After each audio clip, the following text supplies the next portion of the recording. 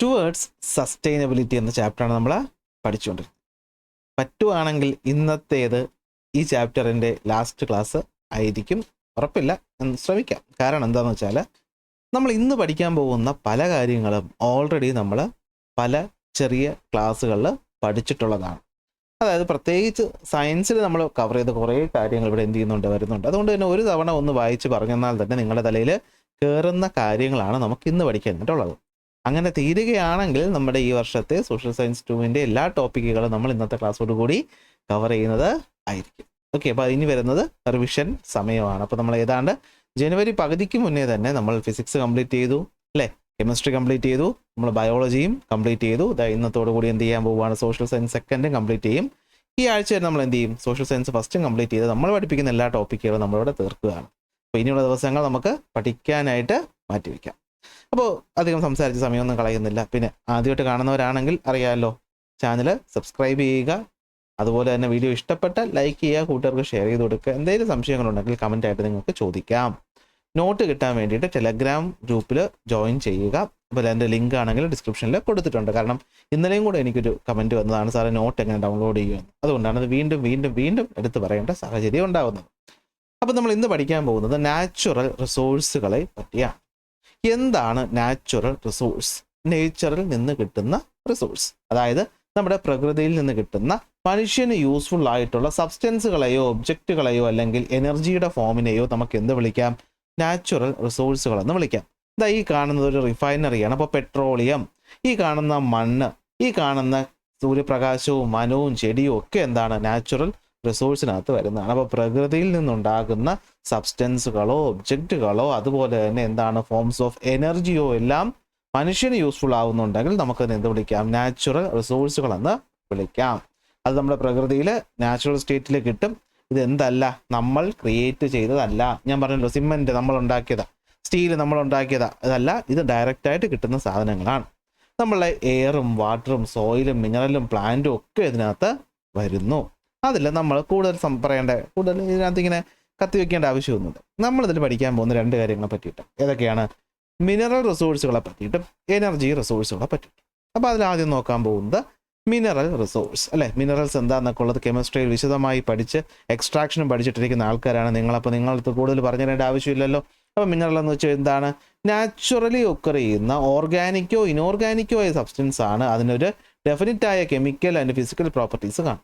Gold എന്ന് പറഞ്ഞാൽ നിങ്ങൾക്കറിയാം അതിൻ്റെ നിറം എങ്ങനെയായിരിക്കും, അതിൻ്റെ ഹാർഡ്നെസ് എങ്ങനെയായിരിക്കും. അയൺ എന്ന് പറഞ്ഞാൽ നിങ്ങൾക്കറിയാം ഇതൊക്കെ എന്താണ്? മിനറലാണ്. പെട്രോളിയം എന്ന് പറഞ്ഞാൽ നിങ്ങൾക്കറിയാം അതിൻ്റെതായ ഫിസിക്കൽ കെമിക്കൽ പ്രോപ്പർട്ടീസ് ഉണ്ട്. അവയെല്ലാം കെമിക്കൽ കോമ്പൗണ്ടുകളാണ്. ഒന്നിലധികമോ എലമെൻറ്റുകളോ ആറ്റങ്ങളോ ഒക്കെ ചേർന്നിട്ടാണ് എന്ത് ചെയ്യുന്നത്? ഫോം ചെയ്യുന്നത്. അത് ഫ്രീ സ്റ്റേറ്റിലും കാണപ്പെടാറുണ്ട്, കമ്പൈൻഡ് സ്റ്റേറ്റിലും കാണപ്പെടാറുണ്ട്. അപ്പോൾ നമ്മളിവിടെ പഠിച്ച കാര്യമാണ്, അല്ലേ? നമ്മുടെ മനുഷ്യരുടെ ഡെവലപ്മെൻറ്റിന് അതുപോലെ തന്നെ നമ്മുടെ ടെക്നോളജിയുടെ വളർച്ചയ്ക്കനുസരിച്ച് ഇത് മാറിയിട്ടുണ്ട്. ഒരു സ്ഥലത്തിൻ്റെ ഡെവലപ്മെൻറ്റ് പോലും അവിടെ എത്ര മിനറൽസ് ഉണ്ടെന്നുള്ളത് ഡിപ്പെൻഡ് ചെയ്യും. സൗദി അറേബ്യ, അല്ലേ? 2ാം ലോക മഹായുദ്ധത്തിന് മുന്നേ വരെ ഒരു സാധാരണ രാജ്യമായിരുന്നു സൗദി അറേബ്യ. അവിടെ പെട്രോൾ ഉള്ളതുകൊണ്ടാണ് ഇന്ന് സമ്പന്ന രാജ്യമായിട്ട് മാറുന്നത്, അല്ലേ? അപ്പോൾ അങ്ങനെ മിനറൽസിൻ്റെ പ്രസൻസ് ഒരു രാജ്യത്തെ സാമ്പത്തികമായി ഉന്നതിയിലെത്തിക്കാം. പിന്നെ ഉന്നതിയിലെത്തിക്കുമ്പോൾ തന്നെ അതിൻ്റെ പണികളും ഉണ്ടാവും. നിങ്ങൾ ഈ അടുത്തെ വെനസ്വേലയെ പറ്റി കേട്ടായിരുന്നോ? വെനസ്വേലയിൽ അമേരിക്ക അറ്റാക്ക് നടത്തി എന്നൊക്കെ പറഞ്ഞ് കേട്ടായിരുന്നു. ഈ വെനസ്വേലയും ഇതുപോലെ നമ്മുടെ പെട്രോളിയം കൊണ്ട് സമ്പുഷ്ടമായ ഒരു രാജ്യമാണ്. അപ്പോൾ അവിടെ അറ്റാക്ക് ചെയ്ത് ഇതിനു വേണ്ടിയാണെന്നൊക്കെ ആരൊക്കെ പറഞ്ഞ് കേൾക്കുന്നുണ്ട് കേട്ടോ. സത്യമാണെന്നൊന്നും അറിയില്ല, നമുക്കറിഞ്ഞുണ്ടല്ലോ. അപ്പോൾ നമ്മുടെ രാജ്യത്തിൻ്റെ ഗുണത്തിനും ചിലപ്പോൾ ദോഷത്തിനും ഇത് കാരണമായിട്ട് മാറും. നമ്മുടെ ഇമ്പോർട്ടൻസ് കൊടുക്കേണ്ടത് മിനറൽസിനാണ്. അപ്പോൾ മിനറൽസ് എന്ന് വെച്ചാൽ എന്താണ്?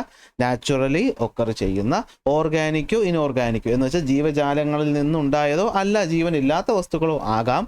അതിൻ്റേതായ ഡെഫിനിറ്റായ കെമിക്കൽ ആൻഡ് ഫിസിക്കൽ പ്രോപ്പർട്ടീസ് ഉണ്ടാകും. അത് ആറ്റങ്ങൾ ചേർന്നുണ്ടായ ഒരു കോമ്പൗണ്ട് ആയിരിക്കാം. അത് ഫ്രീ സ്റ്റേറ്റിൽ കിട്ടാം, അല്ലെങ്കിൽ മറ്റുള്ളവരുമായിട്ട് കമ്പൈൻ ചെയ്തും കിട്ടാം. അതൊക്കെ നിങ്ങൾക്കറിയാം, അല്ലേ? അപ്പോൾ അതാണ് മിനറൽസ് എന്ന് പറയുന്നത്. ഈ മിനറൽസിനെ നമുക്ക് ക്ലാസിഫൈ ചെയ്യാം. ഒരുപാടുണ്ടല്ലോ, പിന്നെ ക്ലാസിഫൈ ചെയ്യണമല്ലോ. എങ്ങനെയാണ് ക്ലാസിഫൈ ചെയ്യുന്നത്? മെറ്റാലിക് മിനറലുകളെന്നും നോൺ മെറ്റാലിക് മിനറലുകളെന്നും. അപ്പോൾ മെറ്റലിൻ്റെ പ്രോപ്പർട്ടീസ് ആയിട്ടുള്ള കണ്ടക്ടിവിറ്റി, സോണോരിറ്റി, മാലിയബിലിറ്റി, അല്ലേ? ഈ പറയുന്ന പ്രോപ്പർട്ടീസ് ഒക്കെ ഉള്ള വസ്തുക്കളാണെങ്കിൽ നമ്മളിതിനെ മെറ്റാലിക് മിനറൽ എന്ന് വിളിക്കും. ഇതൊന്നും കാണിക്കാത്തവരാണെങ്കിൽ നോൺ മെറ്റാലിക്. ഇവരെന്തായിരിക്കും? കണ്ടക്ടേഴ്സ് ആയിരിക്കില്ല, മാലിയബിൾ ആയിരിക്കില്ല, ഡക്റ്റൈൽ ആയിരിക്കത്തില്ല. അങ്ങനെയുള്ള പ്രോപ്പർട്ടീസ് ഉണ്ടെങ്കിൽ നമുക്കതിനെ എന്ത് വിളിക്കാം? നോൺ മെറ്റാലിക് എന്ന് വിളിക്കാം. മെറ്റാലിക് മിനറൽസിനെ നമ്മൾ 2ആയി തിരിച്ചിട്ടുണ്ട്. ഫെറസും മറ്റെന്തായിരിക്കും? നോൺ ഫെറസും. ഫെറസും നോൺ ഫെറസും എന്ന് വെച്ചാൽ ഇരുമ്പിൻ്റെ അംശം ഉള്ളവരും ഇരുമ്പിൻ്റെ അംശം ഇല്ലാത്തവരും. ഈ താഴെ കാണുന്ന അയൺ, മാംഗനീസ് ഇവരൊക്കെ എന്താണ്? ഈ പറഞ്ഞ ഫെറസ് മിനറൽസ് ആണ്. Aluminium, bauxite, copper, zinc, gold, silver ഇതൊക്കെ എന്താണ്? ഇതൊക്കെ മെറ്റലാണോ? മെറ്റലാണ്. പക്ഷെ ഇരുമ്പുണ്ടോ? ഇല്ല. അപ്പോൾ ഇവരെന്ത് വരും? ഇവരൊക്കെ നോൺ ഫെറസിനകത്ത് വരും. നിക്കലും നോൺ ഫെറസിൽ തന്നെയാണ് ഉൾപ്പെടുത്തുന്നത്. ചില കേസുകളിൽ അതിനെ ഫെറസിൽ പറഞ്ഞ് കേട്ടിട്ടുണ്ട്. എങ്കിലും നമുക്ക് തൽക്കാലം നോൺ ഫെറസിൽ നമുക്ക് ഉൾപ്പെടുത്താം. കാരണം നിക്കലും ഡയറക്റ്റായിട്ട് ഇരുമ്പില്ലാത്തത് കൊണ്ട്. ഇനി ഈ കാണുന്ന കോള്, പെട്രോളിയം, നാച്ചുറൽ ഗ്യാസ്. അപ്പോൾ നിങ്ങൾക്ക് തന്നെ അറിയാം ഇത് മൂന്നും ഉണ്ടാകുന്നത് മൃഗങ്ങൾ അല്ലെങ്കിൽ ചെടികൾ മണ്ണിനടിയിൽ പോയിട്ട് ഡീകമ്പോസ് ചെയ്തിട്ടാണ് ഉണ്ടാകുന്നത്. അപ്പോൾ മൃഗങ്ങളും ചെടികളും ഒക്കെ ജീവനുള്ളവരാണ്. അപ്പോൾ അവർ ഇനോർഗാനിക് ആണോ? അല്ല, അവർ ഓർഗാനിക്കാണ്. അപ്പോൾ ഇവർ നമുക്ക് ഈ പറയുന്ന നോൺ മെറ്റാലിക്കിനെ രണ്ടായിട്ട് തിരിക്കാം. ഇൻഓർഗാനിക് മിനറൽസ് എന്നും ഓർഗാനിക് മിനറൽ ഫ്യൂവൽസ് എന്ന് വിളിക്കുന്നതായിരിക്കും നല്ലത്. ഓർഗാനിക് ആണ്, അത് ഫ്യൂവൽസ് ആണ് കൂടുതൽ. അവർ വരുന്നതാണ് എന്ത്? Call, petroleum, natural gas. അപ്പോൾ ഇൻഓർഗാനിക് മിനറൽസ് എന്ന് പറയുമ്പോൾ എന്തായിരിക്കും? അവർക്ക് മെറ്റലിൻ്റെ പ്രോപ്പർട്ടി ഉണ്ടോ? ഇല്ല. എന്നാൽ അവർ ജീവനുള്ളതാണോ? അല്ല. പിന്നെ എന്തൊക്കെ വരും? Mica, limestone, graphite, clay, marble ഇതൊക്കെ എന്താണ്? നോൺ ലിവിങ് ആണ്, അല്ലെങ്കിൽ നോൺ ലിവിങ് തിങ്സ് കൊണ്ട് നിർമ്മിച്ചിട്ടുള്ളതാണ്. എന്നാൽ അവർ മെറ്റലാണോ? അല്ല. അപ്പോൾ അവരെന്തിൽ വരും? ഇൻഓർഗാനിക് മിനറൽസിനകത്ത് വരും. വളരെ ഇമ്പോർട്ടൻ്റ് ആയ ക്ലാസിഫിക്കേഷൻ ചോദിക്കും. മിനറലുകളെ രണ്ടായി തിരിച്ചു, മെറ്റാലിക് എന്നും നോൺ മെറ്റാലിക്കും. മെറ്റൽ പ്രോപ്പർട്ടീസ് ഉണ്ടെങ്കിൽ അവ മെറ്റാലിക്. അതിനെ വീണ്ടും രണ്ടായി തിരിച്ചു, ഫെറസ് എന്നും നോൺ ഫെറസ്, ഇരുമ്പുള്ളവയെന്നും ഇരുമ്പില്ലാത്തവയെന്നും. ഈ പറയുന്ന അയൺ, മാംഗനീസ് ഫെറസിൽ വരും. എന്നാൽ nickel, aluminium, bauxite, copper, zinc, gold, silver മെറ്റലാണ്, പക്ഷേ ഇരുമ്പില്ല. So non ferrous. ഇനി നോൺ മെറ്റൽസിനെയും രണ്ടായി തിരിക്കാം. ഇൻഓർഗാനിക് ആയിട്ടുള്ള മിനറലുകളും ഓർഗാനിക് ആയിട്ടുള്ള മിനറലുകളും അതിലാണ് ഫ്യൂവലുകൾ വരുന്നത്. അപ്പോൾ അതുകൊണ്ട് നമുക്കതിനെ ഓർഗാനിക് മിനറൽ ഫ്യൂവൽ എന്ന് പറഞ്ഞ് വിളിച്ചാലും തെറ്റൊന്നുമില്ല. ഇൻഓർഗാനിക് മിനറൽസ് എന്ന് പറയുമ്പോഴത്തേക്കും മെറ്റൽ അല്ല, എന്നാൽ ഓർഗാനിക്കും അല്ല. മൈക്ക നിങ്ങൾ കണ്ടിട്ടുണ്ടോ? മൈക്ക നമ്മൾ സാധാരണ പണ്ടൊക്കെ ഉപയോഗിച്ചുകൊണ്ടിരുന്നത് നമ്മുടെ ഈ സ്വിച്ച് ബോർഡൊക്കെ ഉണ്ടാക്കാൻ ഉപയോഗിക്കുമായിരുന്നു. ഇന്ന് പ്ലാസ്റ്റിക്കാണ് ഉപയോഗിക്കുന്നത്. പണ്ട് ഈ പറയുന്ന ഡൈനിങ് ടേബിൾ, ടീപ്പോയുടെ ഒക്കെ മുകളിലായിട്ട് ഒരു തിന്നായിട്ടുള്ളൊരു സാധനം ഒട്ടിച്ചു വെച്ചിരിക്കത്തില്ലേ? നമുക്ക് ഇന്ന് കണ്ടാൽ പ്ലാസ്റ്റിക് പോലെ തോന്നിക്കുന്ന ആ ഒരു സാധനം, അത് മൈക്കയാണ്. ഡൈ ഇലക്ട്രിക് പ്രോപ്പർട്ടി ഉള്ളതുകൊണ്ട് തന്നെ ഇലക്ട്രിക്കൽ ഇൻഡസ്ട്രിയിൽ ഉപയോഗിക്കുന്ന ഒരു സാധനമാണ് മൈക്ക. ലൈംസ്റ്റോൺ കേട്ടിട്ടുണ്ടാവുമല്ലോ, ചുണ്ണാമ്പ് കല്ലെന്ന് പറയുന്ന സാധനം. പിന്നെ ഗ്രാഫൈറ്റും, ക്ലേയും, മാർബിളും നിങ്ങൾക്കറിയാം. ഇതൊക്കെ എന്താണ്? ഇൻഓർഗാനിക് മിനറൽസിനകത്ത് വരും. എന്നാൽ പെട്രോള്, കോള്, നാച്ചുറൽ ഗ്യാസ് ജീവനുള്ള വസ്തുക്കളിൽ നിന്നുണ്ടായ മെറ്റാലിക് പ്രോപ്പർട്ടി ഇല്ലാത്ത വസ്തു അവർ നമ്മൾ ഓർഗാനിക് മിനറൽ ഫ്യൂവൽസ് എന്നും വിളിക്കും. ഇതാണ് ക്ലാസിഫിക്കേഷൻ. ഓക്കെ ആണല്ലോ? അപ്പോൾ നമ്മൾ ഇതുവരെ പറഞ്ഞ കാര്യങ്ങൾ ഓക്കെ ആണല്ലോ? നാച്ചുറൽ റിസോഴ്സ് എന്ന് വെച്ച് കഴിഞ്ഞാൽ എന്തായിരിക്കും? സബ്സ്റ്റൻസോ ഒബ്ജക്റ്റോ ഫോം ഓഫ് എനർജിയോ നമുക്ക് നേച്ചറിൽ നിന്ന് കിട്ടുന്നു, അത് മനുഷ്യന് യൂസ്ഫുൾ ആണെങ്കിൽ നമ്മൾ അതിനെ വിളിക്കുന്ന പേര് നാച്ചുറൽ റിസോഴ്സ്. അതിൽ നമ്മൾ പഠിക്കുന്നത് മിനറൽ റിസോഴ്സിനെ പറ്റിയിട്ടും എനർജി റിസോഴ്സുകളെ പറ്റിയിട്ടും. അപ്പോൾ എന്താണ് മിനറലുകൾ എന്ന് പറഞ്ഞു കഴിഞ്ഞാൽ നാച്ചുറലി ഒക്കർ ചെയ്യുന്ന ഓർഗാനിക്കോ ഇനോർഗാനിക്കോ ആയ സബ്സ്റ്റൻസ് ആണ്. അതിന് അതിൻ്റെതായ ഒരു ഡെഫിനിറ്റ് ആയ ഫിസിക്കൽ, കെമിക്കൽ പ്രോപ്പർട്ടി ഉണ്ട്. അവരെ നമുക്ക് ക്ലാസിഫൈ ചെയ്യാം. Metallic, non metallic. മെറ്റാലിക്കിൽ ഫെറസ്, നോൺ ഫെറസ്. ഇത് പഴയ SSLC ടെക്സ്റ്റ് ബുക്കിൽ നിന്ന് ഞാൻ എടുത്ത ഒരു ഫോട്ടോയാണ്. ഓക്കെ. ആൻഡ് അടുത്ത് ഈ നോൺ മെറ്റാലിക്കിൽ അന്ന് ക്ലാസിഫൈ ചെയ്തിരുന്നത് മിനറൽ ഫ്യൂവൽസ് എന്നും അതർ മിനറൽസ് എന്നുമാണ്. ഈ മിനറൽ ഫ്യൂവൽസ് ആണ് നമ്മുടെ ഇപ്പോൾ ഞാൻ പറഞ്ഞ ഓർഗാനിക്. ഈ അതർ മിനറൽസ് ആണ് എന്ത് പറയുന്നത്? ഇൻഓർഗാനിക് എന്ന് പറയുന്നത്. ഇതിനാണ് ഇൻഓർഗാനിക് എന്ന് പറയുന്നത് നമ്മൾ പഠിക്കുന്നത്. അയണും, മാംഗനീസും, gold, silver, copper, bauxite, coal, petroleum, mica. സെറ്റല്ലേ? ഓക്കെ അല്ലേ? അടുത്ത് പിന്നെ എന്താ വരുന്നത്? ഇതിൻ്റെയൊക്കെ ഉപയോഗങ്ങളാണ്. ഇത് സത്യം പറഞ്ഞാൽ നമുക്ക് പറഞ്ഞു തരേണ്ട ഒരു ആവശ്യമൊന്നുമില്ല, നിങ്ങൾക്ക് തന്നെ അറിയാം. ഞാൻ അതിനൊരു ടേബിളാക്കി അങ്ങ് കൊടുത്തു. ഇതാ ഇവിടെ നോക്കി. ഇനി ഡെഫിനിഷൻ നോട്ട് പഠിക്കണമെന്നുള്ളവർക്ക് വേണ്ടിയിട്ട് ഇതിൻ്റെ നോട്ട് കൂടി വേണമെങ്കിൽ ഒന്ന് പറഞ്ഞു തരാം. മിനറൽസ് എന്ന് വെച്ച് കഴിഞ്ഞാൽ എന്തായിരിക്കും? മിനറലുകളെ നമുക്ക് രണ്ടായിട്ട് തിരിക്കാം. മെറ്റാലിക് എന്ന് വെച്ചാൽ മെറ്റലിൻ്റെ പ്രോപ്പർട്ടി കാണിക്കുന്നത്. നോൺ മെറ്റാലിക് എന്നും തിരിക്കാം. മെറ്റാലിക്കിന് രണ്ടായി തിരിച്ചിട്ടുണ്ട്, ഫെറസും നോൺ ഫെറസും. നോൺ മെറ്റാലിക്കിനെ ആണെങ്കിൽ ഇനോർഗാനിക് എന്നും ഫോസിൽ ഫ്യൂലുകൾ അല്ലെങ്കിൽ മിനറൽ ഫ്യൂൽ എന്നും. ഫെറസ് എന്ന് പറഞ്ഞു കഴിഞ്ഞാൽ ഇരുമ്പോ അതിൻ്റെ ഫോമോ കൊണ്ടായിരിക്കും. സ്റ്റീലിൻ്റെ പ്രൊഡക്ഷൻ ഉപയോഗിക്കും. ഈ പറഞ്ഞ ഇരുമ്പ്, അതുപോലെ മാംഗനീസ്, നിക്കൽ നമുക്കിവിടെ ഉപയോഗിക്കാൻ പറ്റത്തില്ല. നിക്കൽ നമ്മൾ താഴെ പറയുന്നതായിരിക്കും നല്ലത്. ഓക്കെ, ഇവിടെ പറയുന്നതായിരിക്കും കുറച്ചുകൂടി നല്ല. കാരണം സംടൈംസ് ഗ്രൂപ്പ്ഡ് ഹിയർ, ചിലപ്പോൾ ഗ്രൂപ്പ് ചെയ്യാറുണ്ട്. നോൺ ഫെറസിനകത്ത് ഈ പറഞ്ഞ ഇരുമ്പ് ഇല്ലാത്തവർ അലൂമിനിയം, കോപ്പർ, സിങ്ക്, ഗോൾഡ് ഒക്കെ വരും. നോൺ മെറ്റാലിക്കിനകത്ത് വരുന്ന എന്തായിരിക്കും? അവർക്ക് മെറ്റൽ പോലെയല്ല, അവർക്ക് മറ്റ് പ്രോപ്പർട്ടീസാണുള്ളത്. എനർജിക്കകത്ത് വരുന്നത് കോൾ, പെട്രോളിയം, നാച്ചുറൽ ഗ്യാസ്. അങ്ങനെയുള്ള എല്ലാവരുടെയും കുറച്ച് ഉപയോഗങ്ങൾ നിങ്ങൾക്ക് പറഞ്ഞു തരികയാണ്. ഇരുമ്പ് നമ്മൾ എന്തിനു ഉപയോഗിക്കും? വീട്ടിലെ ഫ്രൈയിങ് പാൻ മുതൽ മെഷീൻസ് ഉണ്ടാക്കാൻ വരെ ഉപയോഗിക്കുന്നു. ടൈറ്റാനിയം എന്ന് പറയുന്നത് എന്തിനു ഉപയോഗിക്കും? എയറോപ്ലെയിനുകൾ നിർമ്മിക്കാൻ, ജെറ്റിൻ്റെ എഞ്ചിൻ നിർമ്മിക്കാൻ, മിസൈൽ നിർമ്മിക്കാൻ. കാരണം ഇവർ ഇരുമ്പിനെ പോലെ സ്ട്രോങ് ആണ്, എന്നാൽ ഇവരെന്താണ്? ലൈറ്റ് വെയിറ്റ് ആണ്. സ്വർണം അല്ലേ, ഇപ്പോൾ സ്വർണ്ണം എന്താ ഒരു വിലയല്ലേ സ്വർണ്ണത്തിൻ്റെ. ജ്വല്ലറി നിർമ്മിക്കാൻ വേണ്ടിയിട്ട് ഇലക്ട്രോണിക് കമ്പോണൻറ്റുകൾ, റാമും സാധനത്തിനകത്തൊക്കെ ഗോൾഡ് പ്ലേറ്റിംഗ് അല്ലെങ്കിൽ ഗോൾഡ് ഉള്ളത് നിങ്ങൾ കേട്ടിട്ടില്ലേ? സ്പേസ് ടെക്നോളജിയിൽ ഉപയോഗിക്കും. മാംഗനീസ് ഫാർമസ്യൂട്ടിക്കൽസിൽ ഉപയോഗിക്കും. നോൺ മെറ്റാലിക് ആയിട്ടുള്ള സാധനങ്ങൾ മറ്റ് പല സ്ഥലങ്ങളിൽ നമ്മൾ ഉപയോഗിക്കാറുണ്ട്. ചാറ്റ് GPT തന്നതാണ് ഈ പറഞ്ഞ BYJU'S+1 എന്ന് പറയുന്ന സാധനം കേട്ടോ. അതൊന്നും പഠിച്ചു വെച്ച് കളയരുത്.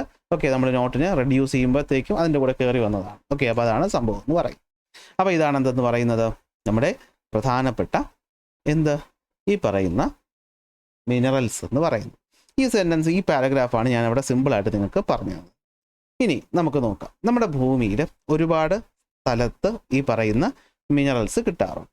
ഏത് പറയുന്ന സ്ഥലത്ത് നിന്നാണോ നമുക്ക് ഈ മിനറൽസിനെ എക്സ്ട്രാക്ഷന് ഉതകുന്ന തരത്തിൽ കിട്ടുന്നത്, അതിന് നമ്മൾ എന്ത് വിളിക്കും? ആ മിനറലിൻ്റെ ഓർ എന്ന് വിളിക്കും. കെമിസ്ട്രി പഠിച്ച് നിങ്ങളുടെ ഇനി അത് പറഞ്ഞു തരേണ്ട ആവശ്യമുണ്ടോ? ഇനി ഒരു ഓറിൽ നിന്ന് നമുക്ക് ഒന്നിലധികമോ മെറ്റൽസ് എന്ത് ചെയ്യാറുണ്ട്? കിട്ടാറുണ്ട്. കണ്ടു, ഇതാണ് ഞാൻ പറഞ്ഞത്. ഇവിടെ നമുക്ക് ഒന്നും അധികം എക്സ്പ്ലെയിൻ ചെയ്യേണ്ട ആവശ്യമില്ല. കെമിസ്ട്രിയിലുള്ളത് അതുപോലെയുണ്ട്. പ്രധാനപ്പെട്ട കുറച്ച് ഈ പറയുന്ന മിനറൽസും അതിൻ്റെ ഓർ നോക്കിയാലോ? അതിന് മുന്നേ നോക്കിക്കോ, നമ്മളൊരു കാര്യം കൂടി ഇവിടെ മനസ്സിലാക്കണം. ഏത് സ്ഥലത്ത് നിന്നാണോ നമുക്ക് ഈ പറയുന്ന മിനറൽസ് നാച്ചുറലി ഒക്കർ ചെയ്യുന്നത്, അത് നല്ല അളവിൽ കാണുന്നത് നമ്മളതിന് മിനറൽ ഡെപ്പോസിറ്റുകളെന്ന് പറയും.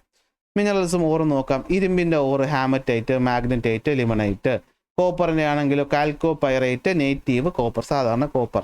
മാംഗനീസ് ആണെങ്കിലോ പൈറോലുസൈറ്റും അതുപോലെ എന്താണ് സിലോമെലനും. ഓക്കെ, എന്താണ് സിലോമെലൻ എന്ന് പറഞ്ഞാൽ മതി.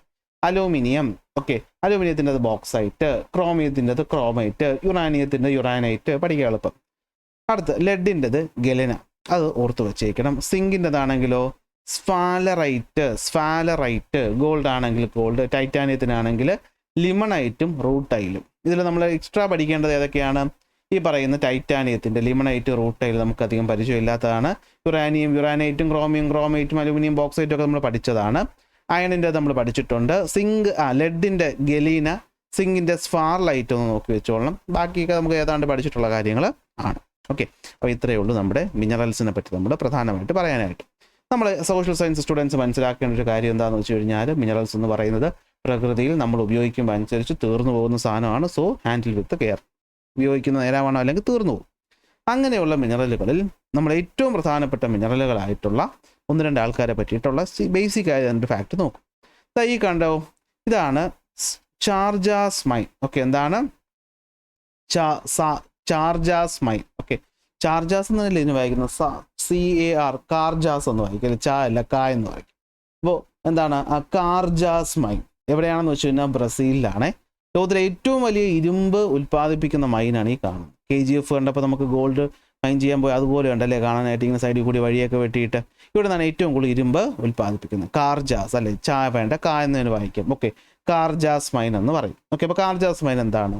ഇരുമ്പ് ഉൽപ്പാദിപ്പിക്കുന്ന സ്ഥലമാണ്. അപ്പോൾ ഇരുമ്പ് ഈ പറഞ്ഞ ഹാമറ്റൈറ്റ് ആയാലും മാഗ്നറ്റൈറ്റ് ആയാലും ഇതൊക്കെ പ്രകൃതിയിൽ പാറകളിലാണ് കാണുന്നത്. അങ്ങനെ പാറകൾ കാണുന്ന സ്ഥലങ്ങളിൽ നമ്മൾ മൈൻ ഉണ്ടാക്കാറുണ്ട്. അവിടെ നിന്ന് നമ്മൾ ഇരുമ്പിനെ പൊട്ടിച്ചെടുക്കാറുണ്ട്. പിന്നെ അത് നമ്മൾ പ്യൂരിഫൈ ചെയ്യാറുണ്ട്. പ്യൂരിഫിക്കേഷനൊക്കെ നമ്മൾ പഠിച്ചു. ലീച്ചിങ്, റോസ്റ്റിങ്, കാൽസിനേഷനും ഒക്കെ നമുക്കറിയാം. പ്യൂരിഫിക്കേഷൻ അറിയാം, എല്ലാം അറിയാം. അപ്പോൾ നമ്മൾ ബാക്കി കാര്യങ്ങൾ നോക്കിയാൽ മതി. Largest reserve of iron or എന്ന് പറയുന്നത് എവിടെയാണ് കാണപ്പെടുന്നത്? ബ്രസീലിലാണ്. ബ്രസീലല്ലാത്ത പിന്നെ വേറെ ഏതൊക്കെ രാജ്യങ്ങളുണ്ട് നമ്മൾ നോക്കിക്കഴിഞ്ഞാൽ, ഇന്ത്യയിൽ നമുക്ക് കാണാനായിട്ട് സാധിക്കുന്നു, റഷ്യയിൽ നമുക്ക് കാണാൻ സാധിക്കുന്നു, അമേരിക്കയിൽ കാനഡയിൽ കാണാൻ സാധിക്കുന്നു, അമേരിക്കയുടെ ഭാഗങ്ങളിൽ കാണാൻ സാധിക്കുന്നുണ്ട്, സൗത്ത് അമേരിക്കയിൽ കാണാൻ പറ്റുന്നുണ്ട്, ഓസ്ട്രേലിയയിലുണ്ട്, ജപ്പാനിലുണ്ട്. അതുപോലെ തന്നെ നമുക്ക് വേണമെങ്കിൽ ഈ പറയുന്ന ചൈനയുടെ ഭാഗമാണോ ഇത് റഷ്യയുടെ ഭാഗമാണോ എന്നറിയില്ല, എന്നാലും ചൈനയിൽ നമുക്ക് കാണാൻ പറ്റുന്നുണ്ട്, ആഫ്രിക്കയിൽ കാണാൻ പറ്റുന്നുണ്ട്. അപ്പോൾ ഇതൊക്കെയാണ് പ്രധാനപ്പെട്ട സ്ഥലങ്ങളെന്ന് പറയുന്നത്. അപ്പോൾ നിങ്ങൾക്ക് വേണ്ടി ഓറും മിനറൽ ഡെപ്പോസിറ്റും എന്താണ് നമ്മൾ നോക്കാം. ഓറെന്ന് വെച്ചാൽ എന്താണ്? ഈ പറയുന്ന എർത്ത് മെറ്റീരിയൽ, അവിടെ നമുക്ക് ഒന്നും അധികവും മെറ്റൽ കാണാൻ പറ്റും. നമുക്കതിന് ഈസി ആയിട്ട് എക്സ്ട്രാക്ട് ചെയ്യാൻ ഹൈ കോൺസെൻട്രേഷൻ കാണുന്ന സ്ഥലങ്ങൾ നമ്മൾ മിനറൽ ഡെപ്പോസിറ്റുകളെന്ന് വിളിക്കുന്നു. അതിൽ ഇരുമ്പ് ഏറ്റവും ഇമ്പോർട്ടൻ്റ് ആണ്. അപ്പോൾ ഇരുമ്പ് നമ്മൾ മാനുഫാക്ചർ ചെയ്യുന്നത് സ്റ്റീലിന് വേണ്ടിയിട്ടാണ്. അതിന് മുമ്പായിട്ട് ഏറ്റവും കൂടുതൽ കാണുന്ന സ്ഥലങ്ങളാണ് നമ്മൾ Australia, Brazil, China, India, Russia. ഏറ്റവും കൂടുതൽ കാണുന്ന പ്രധാനപ്പെട്ട 5 രാജ്യങ്ങളിൽ ആദ്യം Australia, Brazil, China, India, Russia. അതിൽ കാർജാസിലാണ് ബ്രസീലിലുള്ളത്. ഇന്ത്യയിലെ ഒഡീഷ, ജാർഖണ്ഡ് ഏരിയയിലാണുള്ളത്. കർണാടകയിലൊക്കെ ഉണ്ട്. ഇതിവിടെ മെയിൻ സ്ഥലങ്ങളെ പറ്റിയിട്ട് പറയുന്നുള്ളൂ. ഓക്കെ, എന്തിനാണ് നമ്മൾ ഈ പറഞ്ഞ ഇരുമ്പ് ഉപയോഗിക്കുന്നത്? ഇരുമ്പ് ഏറ്റവും കൂടുതൽ ഉപയോഗിക്കുന്നത് സ്റ്റീലിൻ്റെ നിർമ്മാണത്തിനാണ്. നമ്മൾ ഓരോ സ്റ്റീലും അതിൻ്റെ പ്രോപ്പർട്ടിയും പഠിച്ചവരല്ലേ. കാർബൺ സ്റ്റീൽ എന്ത്, ക്രോമിയം സ്റ്റീൽ എന്ത് എല്ലാം നമുക്കറിയാം. ഓക്കെ, അപ്പോൾ സ്റ്റീൽ 92% നമ്മൾ ഉപയോഗിക്കുന്നത് എന്തിനാണ്? സ്റ്റീലിൻ്റെ ഉൽപ്പാദനത്തിനാണ്.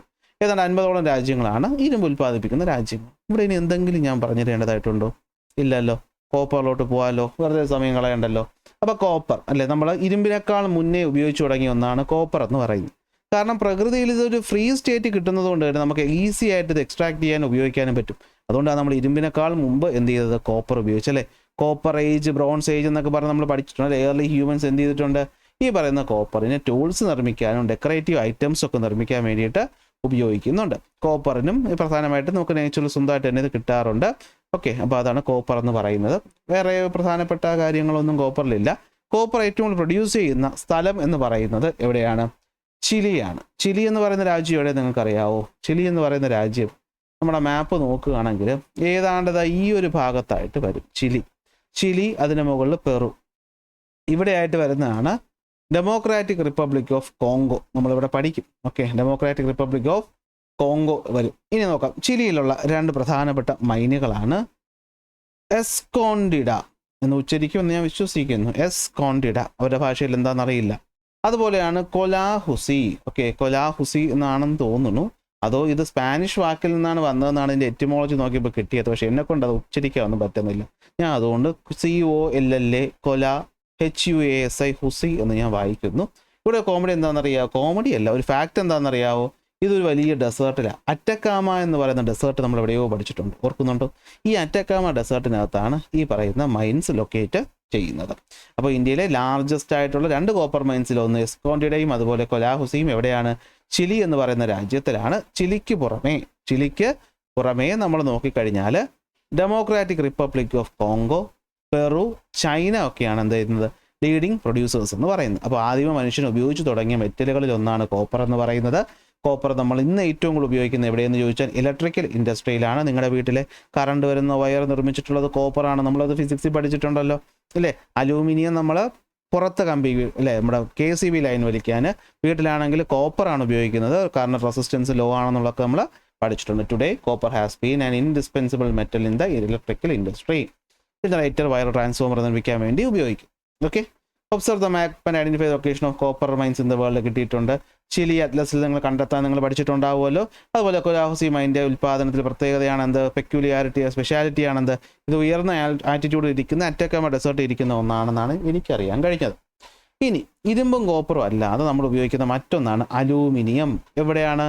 ഇലക്ട്രിക്കൽ വയറുകൾ, അതുപോലെ മോട്ടോർ വെഹിക്കിൾസ്, എയറോപ്ലെയിൻസ്, ക്യാനുകളൊക്കെ നിർമ്മിക്കാനും ബിൽഡിങ്സ് നിർമ്മിക്കാനും ഉപയോഗിക്കുന്നു.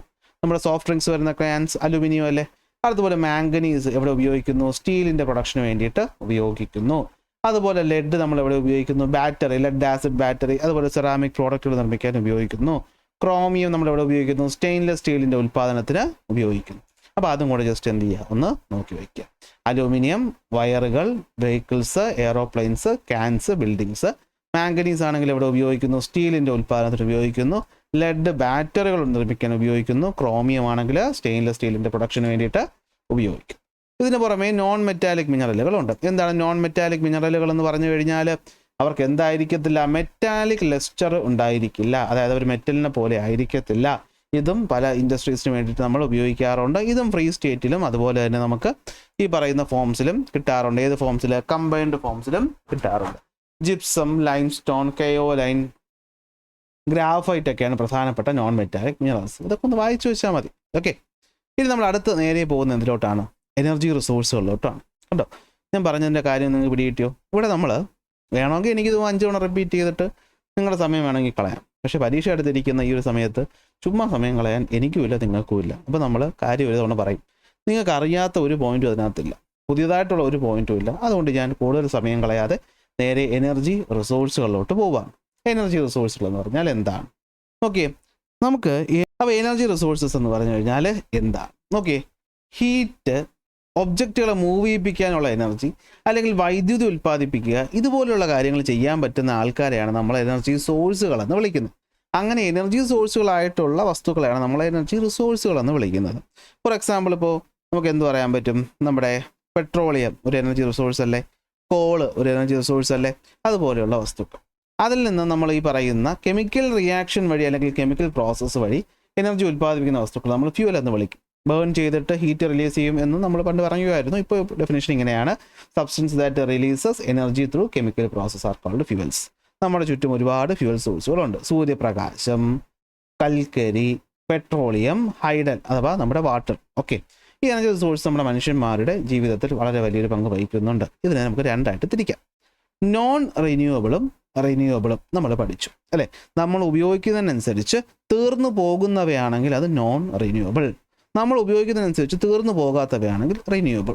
അതുപോലെ തന്നെ നമ്മൾ ഇതിനെ മറ്റ് രണ്ട് രീതിയിലും ക്ലാസിഫൈ ചെയ്യും: കൺവെൻഷണലും നോൺ കൺവെൻഷണലും. അപ്പോൾ നിങ്ങൾ ഇതൊന്ന് ശ്രദ്ധിച്ച് പഠിക്കണം. അപ്പോൾ നോൺ റിന്യൂവബിൾ റിസോഴ്സുകളെല്ലാം മിക്കതും കൺവെൻഷണൽ റിസോഴ്സുകളാണ്. അപ്പോൾ കൺവെൻഷണൽ എന്ന് പറഞ്ഞാൽ എന്താ, നമ്മൾ പണ്ട് തൊട്ട് ഉപയോഗിച്ചുകൊണ്ട് വരുന്നു എന്നങ്ങ് വിചാരിച്ചാൽ മതി. പെട്രോളിയം നമ്മൾ കുറേ പണ്ടെന്ന് വെച്ചാൽ ഒരുപാട് പണ്ട്, ഈ അടുത്ത കാലത്ത് വന്നല്ലേ എന്നാണ് ഉദ്ദേശിക്കുന്നത്. പെട്രോളിയം, കോള്, അതുപോലെ നമ്മുടെ മരം മുറിച്ച് കിട്ടുന്ന ബയോ വേസ്റ്റ് ആയിട്ടുള്ള വിറക് കാര്യങ്ങളൊക്കെ എന്താണ്, നോൺ റിന്യൂവബിളുമാണ്, അത് കൺവെൻഷണലുമാണ്. എന്നാൽ ഈ അടുത്ത കാലത്ത് സോളാർ, അതുപോലെ ടൈഡൽ, വിൻഡ്, ഇതൊക്കെ നമ്മൾ ഈ അടുത്ത് കൊണ്ടുവന്നതാണ്. അതൊക്കെ എന്തായിരിക്കും, റിന്യൂവബിളുമാണ്, അത് നോൺ കൺവെൻഷണലുമാണ്. അങ്ങനെ പഠിച്ചു വെച്ചില്ലെങ്കിൽ കൺഫ്യൂഷൻ വരും. അപ്പോൾ നോൺ റിന്യൂവബിൾ എന്ന് പറഞ്ഞു കഴിഞ്ഞാൽ എന്താണ്, അത് ഉപയോഗിക്കുന്നതനുസരിച്ച് തീർന്നു പോകും. അത് തന്നെയാണ് കൺവെൻഷണൽ എന്ന് പറയുന്നത്, പണ്ട് തൊട്ട് ഉപയോഗിച്ച് വരുന്നു. റിന്യൂവബിൾ എന്ന് പറയുമ്പോൾ നമുക്കറിയാം ഈ എനർജി തീർന്നു പോകും എന്നുള്ള ചിന്തയിൽ നിന്നാണ് നമ്മൾ റിന്യൂവബിളിലോട്ട് എത്തുന്നത്. അപ്പോൾ ഈ അടുത്ത കാലത്താണ് അത് കൊണ്ടുവരുന്നത്. അതുകൊണ്ട് നമ്മൾ അതിനെ എന്ത് വിളിക്കും, നോൺ കൺവെൻഷണൽ എന്ന് വിളിക്കും. ഓക്കെ, രണ്ട് കാറ്റഗറി. അതിൽ എന്തൊക്കെയാണ് വരുന്നത് നമുക്കൊന്ന് നോക്കാം. ഓക്കെ, അപ്പോൾ എനർജി റിസോഴ്സുകൾ എന്ന് വെച്ചാൽ എന്തായിരിക്കും, any substance that can produce heat, move object or generate electricity is called energy resources. അതിൽ കെമിക്കൽ പ്രോസസ്സിലൂടെ നമുക്ക് എനർജി റിലീസ് ചെയ്ത് തരുമ്പോൾ നമ്മൾ അതിനെ എന്ത് വിളിക്കും, ഫ്യൂവൽ എന്ന് വിളിക്കും. കാരണം നമുക്ക് സമയമുള്ളപ്പോൾ അതിനെ എന്ത് ചെയ്യാൻ പറ്റും, എനർജിയാക്കി മാറ്റാനായിട്ട് പറ്റും. അത് നമുക്ക് രണ്ടായിട്ട് തിരിക്കാം. ഏതൊക്കെയാണ്, നോൺ റിന്യൂവബിൾ അല്ലെങ്കിൽ കൺവെൻഷണൽ, റിന്യൂവബിൾ അല്ലെങ്കിൽ നോൺ കൺവെൻഷണൽ. അപ്പോൾ നോൺ റിന്യൂവബിൾ അല്ലെങ്കിൽ കൺവെൻഷണൽ എന്ന് വെച്ചാൽ എന്തായിരിക്കും, they will deplete over time and causes pollution. അവർ സമയത്തിനനുസരിച്ച് എന്ത് ചെയ്യും, അതിൻ്റെ അളവ് തീരുകയും ചെയ്യും, പൊല്യൂഷൻ ഉണ്ടാക്കുകയും ചെയ്യും. ഫോസിൽ ഫ്യൂലുകളായിട്ടുള്ള കോള്, പെട്രോളിയം, നാച്ചുറൽ ഗ്യാസ്, അതുപോലെ ഫയർവുഡ്, കൗഡങ് കേക്ക്, അതുപോലെയുള്ള കാര്യങ്ങളൊക്കെ വരും. ലാർജ് ഹൈഡ്രോ പവറും തെർമൽ പവറും ഒക്കെ നമ്മൾ ഇതിനകത്ത് തന്നെയാണ് ഉൾപ്പെടുത്തുന്നത്. കാരണം കുറച്ച് കാലങ്ങളായി നമ്മളിത് ഉപയോഗിക്കുന്നുണ്ട്.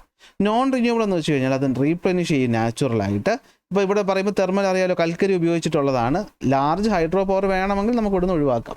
ഇനി എക്കോ ഫ്രണ്ട്ലി ആണ് ഏത്, റിന്യൂവബിൾ എന്ന് പറയുന്നത് പൊല്യൂഷൻ ഫ്രീ ആണ്. Solar, wind, tidal, geothermal, biomass ഒക്കെ നമുക്ക് ഇതിനകത്ത് ഉപയോഗിക്കാനായിട്ട് പറ്റും. ഓക്കെ, അപ്പോൾ ഇതാണ് രണ്ട് ക്ലാസിഫിക്കേഷൻ എന്ന് പറയുന്നത്. അതിന് ഡിഫറൻസ് ഇവിടെ തന്നിട്ടുണ്ട് അല്ലേ. These resources get depleted, ability to replenish, causes pollution, eco friendly, usually pollution free, very expensive to maintain. ഇതൊക്കെയാണ് ഈ പറഞ്ഞ ക്ലാസിഫിക്കേഷൻ എന്ന് പറയുന്നത്. നിങ്ങൾക്ക് ആക്ടിവിറ്റി ആയിട്ടാണ് അത് തന്നിട്ടുള്ളത്, അതുകൊണ്ടാണ് ഞാൻ ഇങ്ങനെ പറഞ്ഞു പോകുന്നത്. ഓക്കെ, അപ്പോൾ മനുഷ്യരെ ഈ പറയുന്ന ഉപയോഗിക്കുന്നതനുസരിച്ച് ഇത് തീർന്നു പോകും. ഇതിൽ ഏറ്റവും പ്രധാനമായിട്ട് വരുന്ന ഒന്നാണ് ഫോസിൽ ഇന്ധനങ്ങൾ. എന്താണ് ഫോസിൽ ഫ്യൂവലുകൾ എന്ന് പറഞ്ഞു കഴിഞ്ഞാൽ, ഈ പറഞ്ഞിട്ടുള്ള ചെടികളോ മൃഗങ്ങളോ ഒക്കെ എന്ത് ചെയ്യുന്നു, മണ്ണിനടിയിൽ പെട്ടിട്ട് ഫോസിലിഫിക്കേഷൻ അല്ലെങ്കിൽ fossilized remains of ancient plants and animals formed over millions of years is called fossil fuels. ഇത് ഒരു നോൺ റിന്യൂവബിൾ ആണ്, കാരണം ഇത് വീണ്ടും ഉണ്ടായി വരാൻ വർഷങ്ങളെടുക്കും. അതിൽ പ്രധാനമായിട്ടും വരുന്ന രണ്ടെണ്ണം കോളും മറ്റൊന്ന് ഏതാണ്, പെട്രോളിയവുമാണ്. നമുക്കതിലധികം കൽക്കരിയെ പറ്റി പഠിക്കാം. മനുഷ്യൻ ആദ്യം ഉപയോഗിച്ചു തുടങ്ങിയ ഫോസിൽ ഫ്യൂവൽ ഏതെന്ന് ചോദിച്ചാൽ അത് കൽക്കരിയാണ് കേട്ടോ. ഇത് പാറകളിലൊക്കെയാണ് കാണുന്നത്, റോക്ക് ഫോർമേഷൻസിലാണ്. കാരണം ഒരു പാറ പണ്ട് കാലത്ത് മറ്റൊന്നിൻ്റെ മുകളിലേക്ക് എത്തിയപ്പോൾ അവിടെ ഉണ്ടായിരുന്ന ചെടികളൊക്കെ ഇതിനകത്ത് ഞെരിഞ്ഞമർന്ന് കാലങ്ങളോളം മാറ്റങ്ങൾ വന്നാണ് ഇത് ഫോം ചെയ്യുന്നത്. ഹൈ കാർബൺ കണ്ടന്റ് ഉണ്ട്. ഈ പറയുന്നവ എന്തായിരിക്കും, കാർബൺ റിച്ച് സെഡിമെന്ററി ഡെപ്പോസിറ്റുകളിലാണ് കാണപ്പെടുന്നത്. ഏറ്റവും വലിയ കോൾ റിസർവിലൊന്നും നമ്മുടെ അമേരിക്കയിലാണ് കാണുന്നത്, ഇതായി കാണുന്നത്. ഓക്കെ, ഇത് എന്തിനു വേണ്ടി ഉപയോഗിക്കുന്നു, മെറ്റലർജിക്കൽ പ്രോസസ്സിൽ, അതായത് നമ്മൾ ഈ പറയുന്ന ഇരുമ്പുരുക്ക് ശാലകളുടെ ഫ്യൂവലായിട്ട് ഉപയോഗിക്കുന്നുണ്ട്. അതുപോലെ കെമിക്കൽ അല്ലെ റോ മെറ്റീരിയൽസ് ആയിട്ട് ഉപയോഗിക്കുന്നുണ്ട്, വാക്സിൻ്റെ നിർമ്മാണത്തിന് ഉപയോഗിക്കുന്നുണ്ട്, ഓയിലുകളുടെയും മെഡിസിൻസിൻ്റെയും ഒക്കെ നിർമ്മാണത്തിന് വേണ്ടി നമ്മൾ എന്ത് ചെയ്യുന്നുണ്ട്, ഇത് യൂസ് ചെയ്യുന്നുണ്ട്. ഓക്കെ, അപ്പോൾ ഇതാണ് എന്തെന്ന് പറയുന്നത്, കോൾ എന്ന് പറയും. അപ്പോൾ എന്താണ് കോൾ എന്ന് പറഞ്ഞ് നമ്മൾ പറഞ്ഞു കഴിഞ്ഞാൽ എന്തൊക്കെയാണ് ഇതിനകത്ത് വരുന്നത്? ഓക്കെ, ജനറലി റോക്ക് ഫോർമേഷൻസിലാണ് കാണുന്നത്. ഇതൊരു ഫോസിൽ ഇന്ധനമാണ്. ഫസ്റ്റ് ഫോസിൽ ഫ്യൂവൽ നമ്മൾ ഉപയോഗിച്ചത് കോളാണ്. ഇത് മെറ്റലർജിക്കൽ യൂസിനും അതുപോലെ റോ മെറ്റീരിയൽസ് ആയിട്ട് നമ്മൾ എന്ത് ചെയ്യാറുണ്ട്, യൂസ് ചെയ്യാറുണ്ട്. തെർമൽ പവർ പ്ലാന്റുകളിൽ നമ്മൾ ഉപയോഗിക്കുന്നത് കോൾ എന്ന് പറയുന്ന ഫ്യൂവലിനെയാണ്. പ്രധാനമായിട്ടും കോൾ കാണുന്ന റീജിയൻസിൽ ഒന്നാണ് നമ്മുടെ നോർത്ത് അമേരിക്ക, അതുപോലെ ഏഷ്യ, അതുപോലെ ഓസ്ട്രേലിയ. ഓക്കെ, ഇതാണ് പ്രധാനമായിട്ടും കാണുന്ന കോൾ റീജിയൻസ് എന്ന് പറയുന്നത്. കോൾ നിലങ്ങളെന്ന് നമ്മൾ കോൾ ഫീൽഡുകളെന്ന് നമ്മൾ പറയും. നെക്സ്റ്റ് വരുന്നത് പെട്രോളിയം. പെട്രോളിയം എന്ന് പറഞ്ഞു കഴിഞ്ഞാൽ നമ്മൾ എന്ന് തൊട്ടാണ് പെട്രോളിയം ഉപയോഗിച്ച് തുടങ്ങിയെന്ന് ചോദിച്ചാൽ നമുക്ക് അറിയില്ല. പണ്ട് കാലം മുതലേ നമ്മൾ പെട്രോളിയം ഡയറക്റ്റായിട്ടല്ലെങ്കിലും അതിൻ്റെ ഫോം ആയിട്ടുള്ള ഈ കറുത്ത നിറത്തിൽ കാണുന്ന അസ്ഫോൾട്ട് എന്ന് പറയുന്ന ഒരു സാധനം, നിങ്ങൾ അസ്ഫോൾട്ട് എന്ന് പറയുമ്പോൾ മറ്റേ മൊബൈൽ ഗെയിം ആയിരിക്കും വിചാരിക്കുന്നത്. അതല്ല, ഈ പറഞ്ഞ അസ്ഫോൾട്ട് എന്ന് പറയുന്നത് റോഡിൽ ടാറ് കൂടി ഓട്ടിക്കുന്നു. ആ ടാറ് നിർമ്മിക്കുന്നത് ഈ പറഞ്ഞ അസ്ഫോൾട്ട് വെച്ചിട്ടാണ്. അതാണ് സംഭവം. ഓക്കെ, ആൻഷ്യൻ്റ് ഈജിപ്റ്റുകളുടെ പിരമിഡിൻ്റെ കൺസ്ട്രക്ഷന്, അതുപോലെ പണ്ട് കാലങ്ങളിൽ ഈ പറയുന്ന വാട്ടർ പ്രൂഫിങ്, ബോട്ടുകളിൽ വാട്ടർ പ്രൂഫായിട്ടും അതുപോലെ ഇൻഡോർ ടെമ്പറേച്ചർ മെയിൻറ്റെയിൻ ചെയ്യാനും ഒക്കെ ഇത് ഉപയോഗിക്കും. പാറയിൽ നിന്ന് കിട്ടുന്ന അല്ലെങ്കിൽ പാറകൾക്കിടയിൽ കാണുന്ന കറുത്തൊരു ഓയിൽ ആയതുകൊണ്ട് തന്നെ നമ്മളിതിനെ റോക്ക് ഓയിൽ എന്നും വിളിക്കും. ഓക്കെ, പെട്രോളിയം എന്ന വാക്കിൻ്റെ അർത്ഥം തന്നെ എന്താണ്? റോക്ക് ഓയിൽ എന്നാണ്.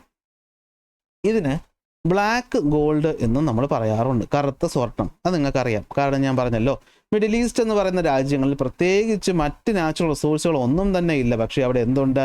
പെട്രോളിയം ഉണ്ട്. ആ പെട്രോളിയം ഉള്ളത് കൊണ്ടല്ലേ മിഡിൽ ഈസ്റ്റ് ഇന്ന് ഇത്രയും കാശുള്ളൊരു സ്ഥലമായിട്ട് മാറിയത്. കാരണം ഇൻഡസ്ട്രിയൽ റവല്യൂഷൻ വന്നതിന് ശേഷം നമുക്ക് ഈ കൽക്കരി ഉപയോഗിക്കുമ്പോഴത്തേക്കും പൊല്യൂഷൻ, പുക പ്രശ്നങ്ങളൊക്കെ ഉണ്ട്.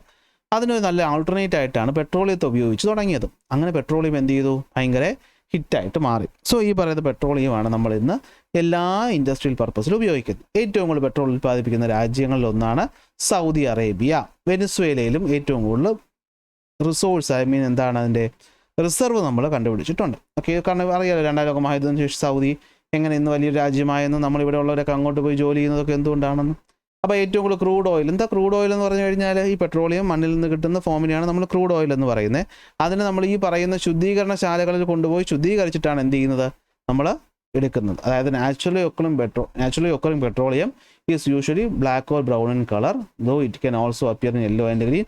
ഇതിനെയാണ് നമ്മൾ ക്രൂഡ് ഓയിൽ എന്ന് വിളിക്കുന്നത്. ഇതിനകത്ത് പല പല കമ്പോണൻറ്റുകളും ഉണ്ടാവും.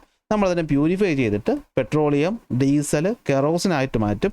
അതിനുശേഷം നമ്മൾ ഈ പറയുന്ന ലൂബ്രിക്കൻറ്റുകൾ നിർമ്മിക്കാനും മറ്റ് പലതിനും വേണ്ടിയിട്ട് അസ്ഫാൾട്ട് പോലെയുള്ള നമ്മൾ ടാറുണ്ടല്ലോ, അത് തന്നെ, അതൊക്കെ ഉൽപ്പാദിപ്പിക്കുന്നത് ഈ പെട്രോളിയത്തിൽ നിന്നാണ്. നിങ്ങൾ ഉപയോഗിക്കുന്ന വാസലീൻ എന്ന് പറയുന്ന സാധനം, പെട്രോളിയം ജെല്ലി, അത് ഉൽപ്പാദിപ്പിക്കുന്നത് ഇതിൽ നിന്നാണ്.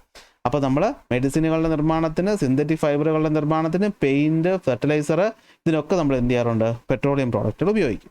അങ്ങനെയുള്ള ക്രൂഡ് ഓയിൽ റിസർവ് നോക്കിയാൽ ഏറ്റവും കൂടുതൽ ഇപ്പോൾ ഉള്ളത് വെനിസ്വേലയിലാണ്. ഈ അടുത്ത് അമേരിക്ക അറ്റാക്ക് ചെയ്തത് ഇത് നോട്ടം വെച്ചിട്ടാണെന്നൊക്കെ പറയുന്നുണ്ട്. സൗദി അറേബ്യ, ഇറാൻ, ഇപ്പോൾ യുദ്ധം നടക്കുന്നുണ്ട് ഇറാനിൽ. കാനഡ, ഇറാഖിൽ ഓൾറെഡി യുദ്ധം നടന്നിട്ടുണ്ട്. യുണൈറ്റഡ് അറബ് എമിറേറ്റ്സിലൊക്കെയാണിത് കൂടുതലായിട്ട് കാണുന്നത്. 2024 ഡേറ്റയാണ്. ഓക്കെ, ഇനി ഇങ്ങനെ ഫ്യൂവലുകളുടെ ഉപയോഗം എന്ന് പറയുന്നത് ഇങ്ങനെ കൂടിക്കൊണ്ടിരിക്കുകയാണ്. അപ്പോൾ പെട്രോളിയം എന്താണ്? റോക്ക് ഓയിൽ എന്ന് വിളിക്കുന്നു, ബ്ലാക്ക് ഗോൾഡ് എന്ന് വിളിക്കുന്നു. ബ്ലാക്ക് ബ്രൗണോ അതുപോലെ തന്നെ ഗ്രീൻ കളറിലൊക്കെ കാണുന്ന നാച്ചുറലി ഒക്കറിംഗ് സബ്സ്റ്റൻസ് ആണ്. അത് ക്രൂഡ് ഓയിൽ എന്ന് വിളിക്കും. അതിൽ പല പല കമ്പോണൻറ്റുകൾ മിക്സ് ചെയ്തിട്ടുണ്ട്. നമ്മളത് പെട്രോളിയമായിട്ടും മറ്റ് പല പ്രോഡക്റ്റുകളുടെ നിർമ്മാണത്തിന് ഉപയോഗിക്കുന്നു. ലീഡിംഗ് പ്രൊഡ്യൂസറാണ് സൗദി അറേബ്യ. നെക്സ്റ്റ് വരുന്നത്, നമ്മൾ പെട്രോളിയം എന്ന് പറയുന്ന സാധനം നമ്മൾ അധികമായിട്ട് ഉപയോഗിക്കുന്നത് കാരണം ഇത് തീർന്നു പോകും. അപ്പോൾ തീർന്നു പോകുമ്പോഴത്തേക്കും നമുക്ക്, അല്ലെങ്കിൽ തീർന്നു പോകുമെന്ന ചിന്ത വന്നപ്പോൾ നമ്മൾ എന്ത് ചെയ്തു? അത്യാവശ്യമില്ലാത്ത സ്ഥലത്ത് നമുക്ക് മറ്റ് സോഴ്സസ് ഓഫ് എനർജികൾ ഉപയോഗിക്കാം എന്നൊരു ചിന്ത വന്നു. ആ ചിന്തയുടെ ഫലമായിട്ടാണ് നമ്മൾ പുതിയ എനർജി സോഴ്സുകളെ തേടി പോയത്. കാരണം ഇതിങ്ങനെ ഉപയോഗിച്ച് കഴിഞ്ഞിരുന്നാൽ കുറച്ച് കഴിയുമ്പോൾ എന്ത് ചെയ്യും? ഇത് ഭൂമിയിൽ നിന്നും എന്നേക്കുമായിട്ട് നഷ്ടപ്പെട്ടു പോകും. അങ്ങനെ വന്നു കഴിഞ്ഞാൽ നമ്മൾ ഈ പറയുന്ന എല്ലാ കമ്പനികളും കാര്യങ്ങളും ഒക്കെ സ്റ്റാൻഡ് സ്റ്റില്ലാകും. ട്രാൻസ്പോർട്ടേഷൻ സെഗ്മെൻറ്റ് തന്നെ ഇല്ലാണ്ടാകും. അപ്പോൾ നമ്മൾ ഈ പറഞ്ഞ 19ാം നൂറ്റാണ്ടൊക്കെ കഴിഞ്ഞപ്പോഴത്തേക്ക് നമ്മൾ അതിനെപ്പറ്റി ചിന്തിച്ചു തുടങ്ങി. അങ്ങനത്തെ പ്രശ്നം മാറ്റാനായിട്ടാണ് നമ്മൾ എന്ത് കൊണ്ടുവരുന്നത്? നോൺ കൺവെൻഷണൽ സോഴ്സസ് അല്ലെങ്കിൽ റിന്യൂവബിൾ എനർജി സോഴ്സസ് കൊണ്ടുവരുന്നു. ഇതിൻ്റെ ഉദാഹരണങ്ങൾ ചെറിയ ക്ലാസ് തൊട്ടേ നിങ്ങൾ പഠിക്കുന്നു.